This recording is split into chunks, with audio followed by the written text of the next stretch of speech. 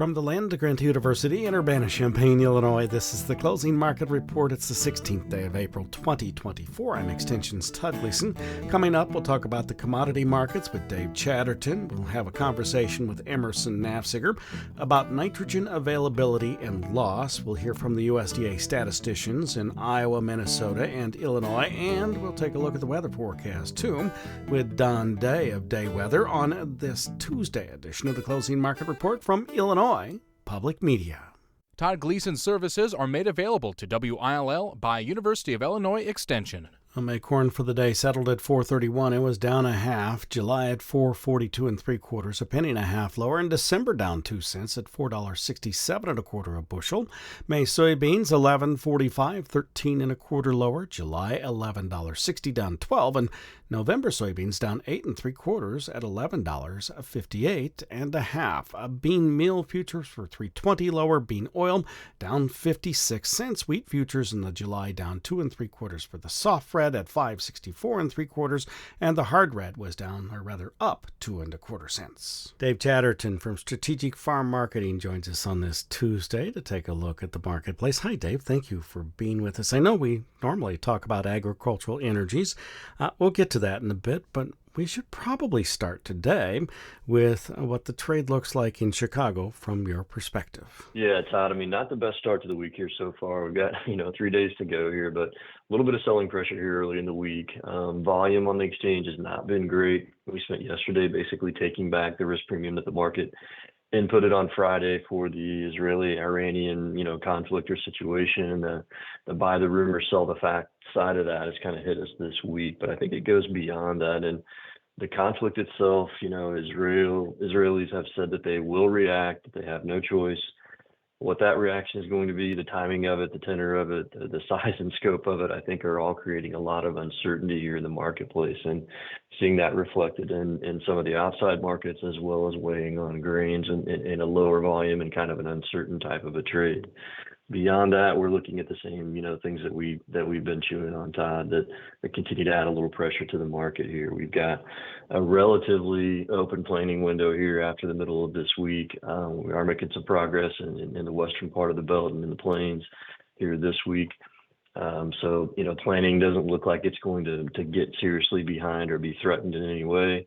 We've got a forecast beyond that looks okay, and of course we're fighting for demand here in terms of our exports continue to slow down here just a little bit. This is a tough question to ask, but do you think there's any weather premium or risk premium for the weather built into this marketplace? And if so, or if not, more importantly, how much downside is there still? Yeah, Todd, I think it's a minimal level that we're looking at right now, and it comes from the carryout situation. Now, we did see the carryout come down a little bit in the April report here from the USDA, and coming off the March 31st stocks report, we saw the bean carryout go the other way. But the bean carryout going up, I think, is a little bit more important. And for both of these markets now, we've got a little bit of cushion here against any problems or any buffeting that we might encounter in the new crop, either that we're going to grow here in 2024. So it doesn't feel like we have a lot in there. Corn right now has been consolidating in a sideways pattern, but we need to hold the bottom of that range, which let's say in May's case would be around 425.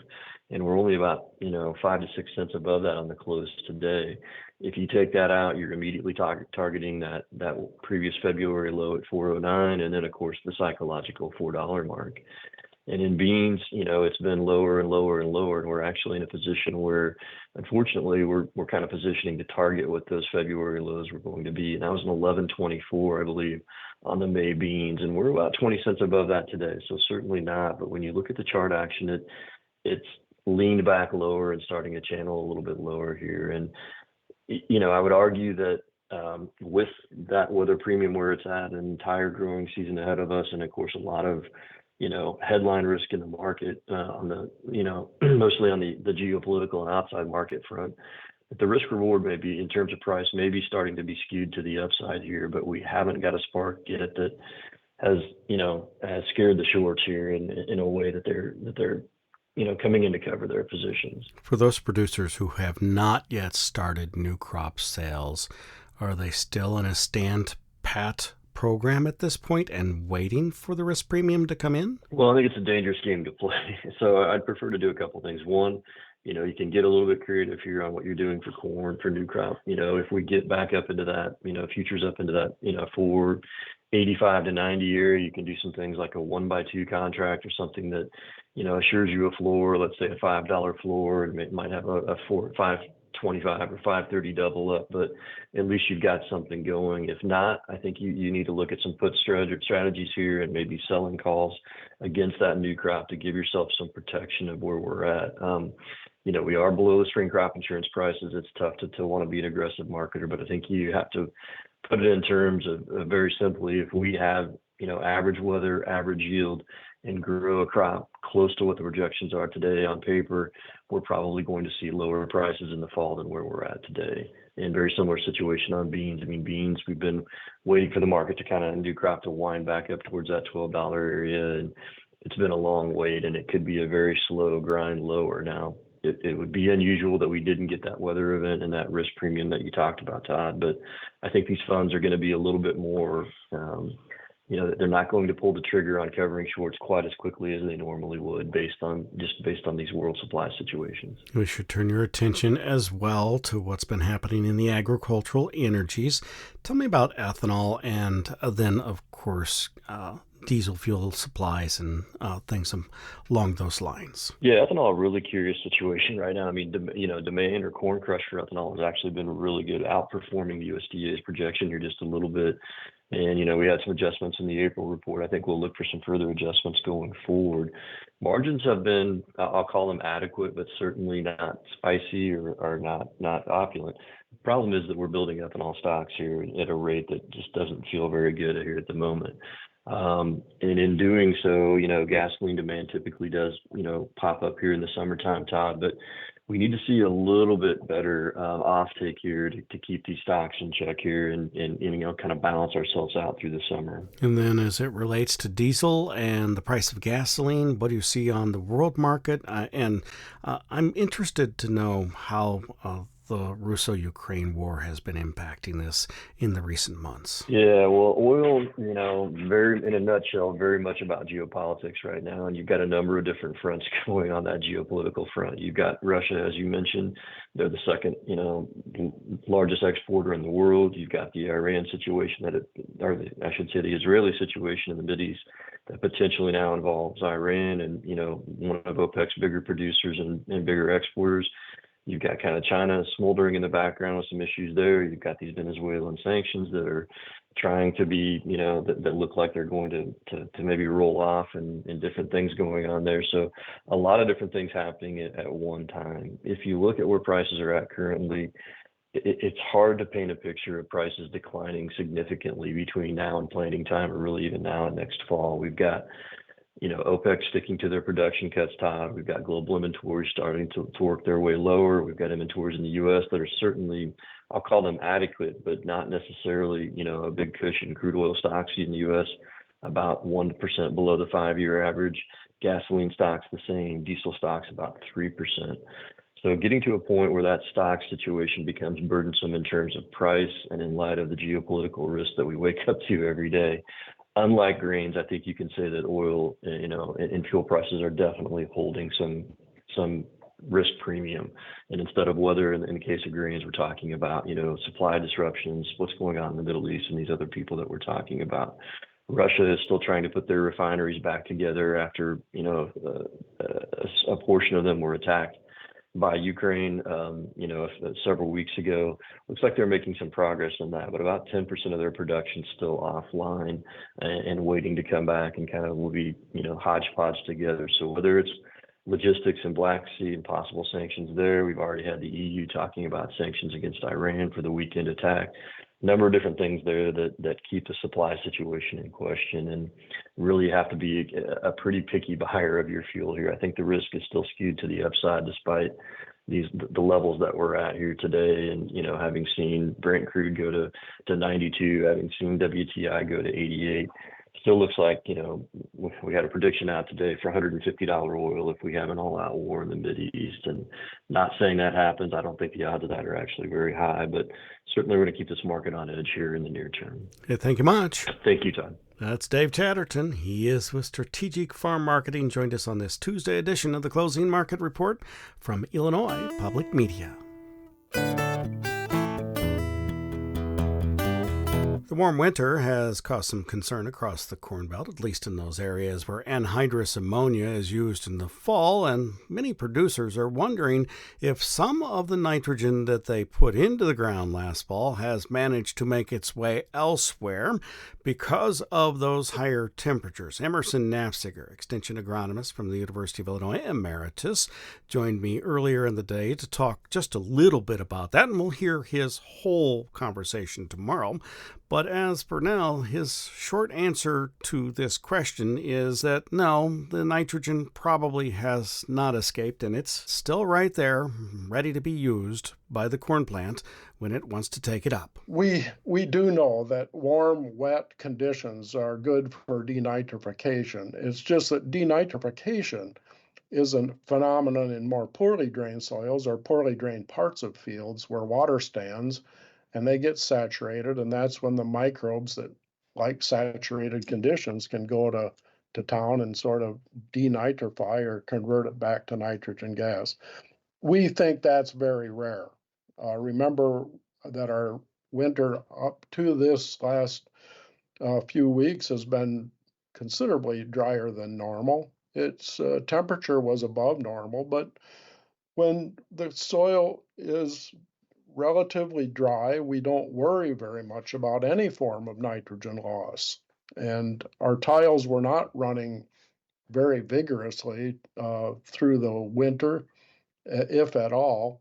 And this last rainfall is going to trigger some tile flow. But, our time when we really worry about nitrogen loss by denitrification, saturated soils, is basically in June, when the soils are warm enough for that biological process to take place. So I think we can relax about it.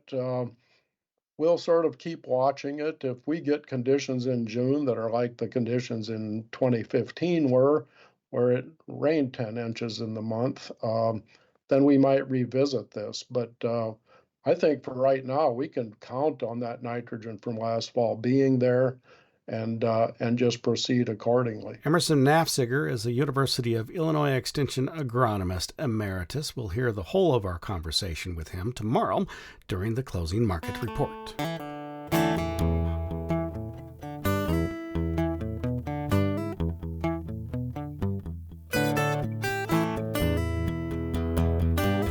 Up next, we'll hear from the state statisticians and their weekly look at crop progress as reported yesterday afternoon. But first, some congratulations are in order for a name that you hear bandied around by our analysts and panelists from time to time and that we talk to on the Closing Market Report and Commodity Week. Lance Honig has been appointed the new chair of USDA's Agricultural Statistic Board, as well as the Methodology Division Director.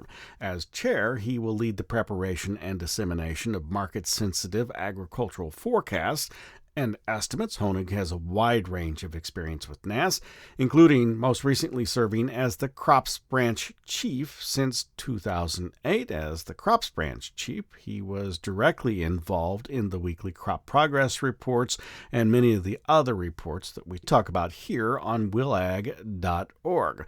Now let's turn our attention to the crop progress reports, where this week USDA tells us 6% of the corn crop has been planted. The rolling 5-year average is 5%. 3% of the soybeans are in the ground. The 5-year average is 1%. Winter wheat headed has reached 11%. 7% is the 5-year average. And the condition of the crop across the 18 reporting states is 32% fair, 47% good, and 8% excellent. That compares to 32, 48, and 8 last week. Now, here are the updates from the state statisticians in Minnesota, Illinois, and Iowa. This is Melissa Couch, agricultural statistician for the USDA NASS Iowa Field Office. Dry conditions and warmer than normal temperatures helped Iowa farmers as days suitable for fieldwork increased to 4.9 for the week ending April 14, 2024. Fieldwork included tillage, spraying, applying fertilizer, and seeding oats. Some corn and soybeans were also planted. Subsoil moisture condition rated 24% very short, 39% short, 36% adequate, and 1% surplus. 4% of the expected corn acreage has been planted. Oats seeding reached 66% complete, 9 days ahead of last year and 10 days ahead of the 5-year average. 20% of the expected oat acreage was emerged, almost 2 weeks ahead of last year and the average. There were still no reports of cattle being turned out into pastures. For the USDA NASS Iowa Field Office, this is Melissa Couch. This is Mark Schleusener, state statistician for Illinois with the USDA's National Agricultural Statistics Service. Warm weather impacted all of Illinois last week, and temperatures averaged 57.5 degrees. That was 7.6 degrees above normal for the Prairie State this time of year. The average rainfall across the state was nearly 1 inch, just slightly below normal, but most of the state received less than normal rainfall. Southern and eastern areas had higher rainfall amounts. There were 2.3 days suitable for field work around the state last week, and topsoil moisture was rated 5% very short, 10 short, 64 adequate, and 21% surplus. Soybean planting advanced by 2 percentage points and reached 4% finished. That compares to 3% 1 year ago and 1% for the 5-year average. Corn planting reached 3% finished compared to 7% last year and 4% normally. The Illinois winter wheat crop was 5% headed, compared with 2% 1 year ago and 3% for the 5-year average. The condition of the crop improved from 1 week ago and was rated 6% very poor to poor, 16% fair, and 78% good to excellent. That is better than 1 year ago.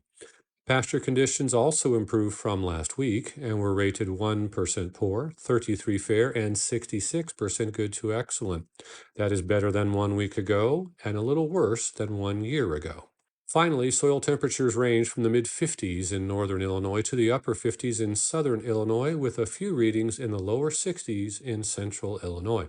This has been Mark Schleusener with the Heartland Region Illinois Field Office of USDA's National Agricultural Statistics Service in Springfield. This is Dan Loftus, state statistician for the USDA NASS Minnesota Field Office. Minnesota had 3.2 days suitable for fieldwork during the week. Fieldwork included small grain planting, tilling, and manure applications. Livestock were doing well, with calving continuing. Subsoil moisture supply is rated 15% very short, 33% short, 51% adequate, and 1% surplus. Farmers started planting their row crops, with corn planted at 3% complete and soybean planting at 1% complete. Barley planted was at 3% complete, oats planted was at 17%, with 5% of the oat crop emerged, and spring wheat planted was 3% complete. Sugar beet was also underway, and that planting reached 2% complete. For the USDA NASS Minnesota Field Office, this is Dan Loftus. Our thanks go to the state statisticians for their weekly updates of crop progress across the Midwest. You're listening, of course, to the Closing Market Report from Illinois Public Medium. Find us online, listen to us on demand whenever you'd like at willag.org. Just click and play from the website or hit the podcast tab where you can subscribe to the Closing Market Report, Commodity Week, and the Illinois Nutrient Loss Reduction Podcast, or search any of them out in your favorite podcast applications. Places like Apple, Spotify, and even YouTube, where you'll find it on the FarmDoc YouTube homepage.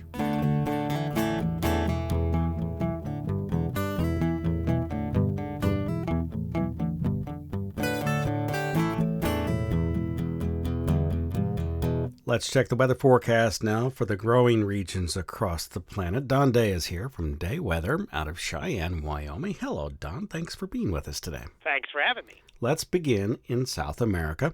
What are conditions like in the growing regions there? Well, we have seen over the going back to the last 3 or 4 weeks or so, we've started to see the rains start to come back to some of the key growing areas of South America.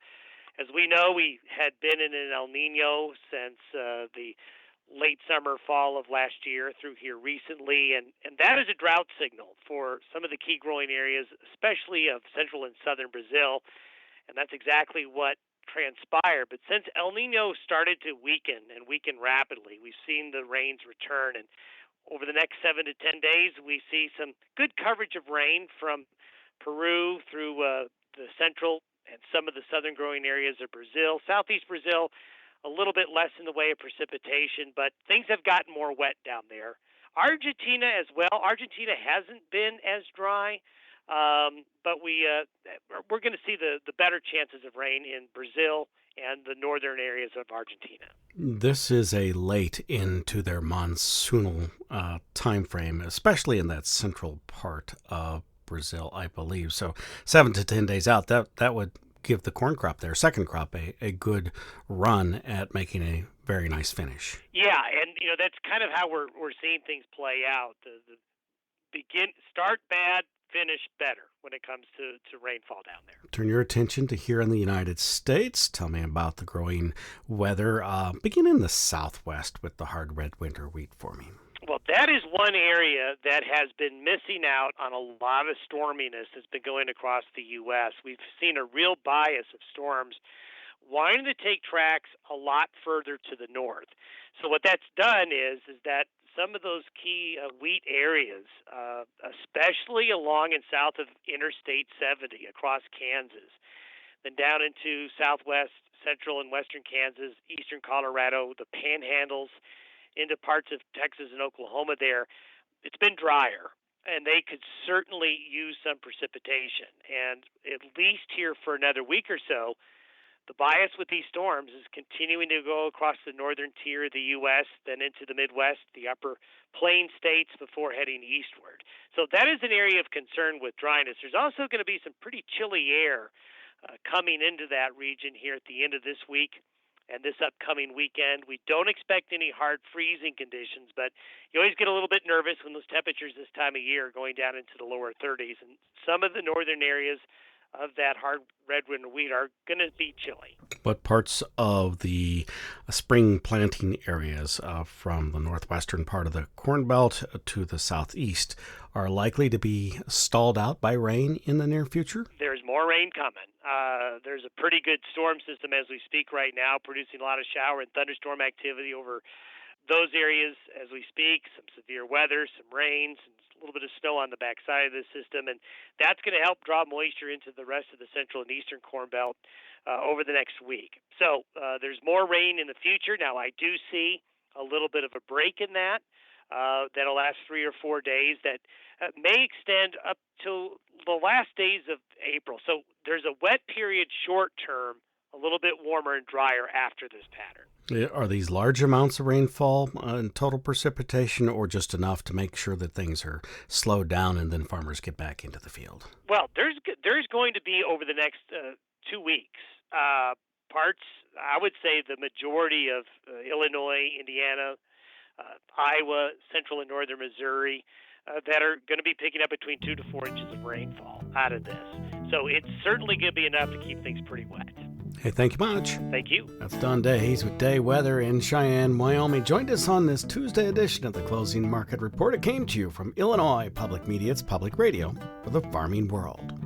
Find us online. Listen to us on demand anytime you'd like at willag.org, willag.org. There you'll find our daily agricultural programming. Just click and play from the website or hit the podcast tab and subscribe to the Closing Market Report, Commodity Week, and the Illinois Nutrient Loss Reduction Strategy podcast, or you can search them all out in your favorite podcast applications, places like Apple and Spotify and even YouTube. The theme music for the Closing Market Report is written, performed, and produced by Logan County, Illinois farmer Tim Gleason. I'm University of Illinois Extension's Todd Gleason.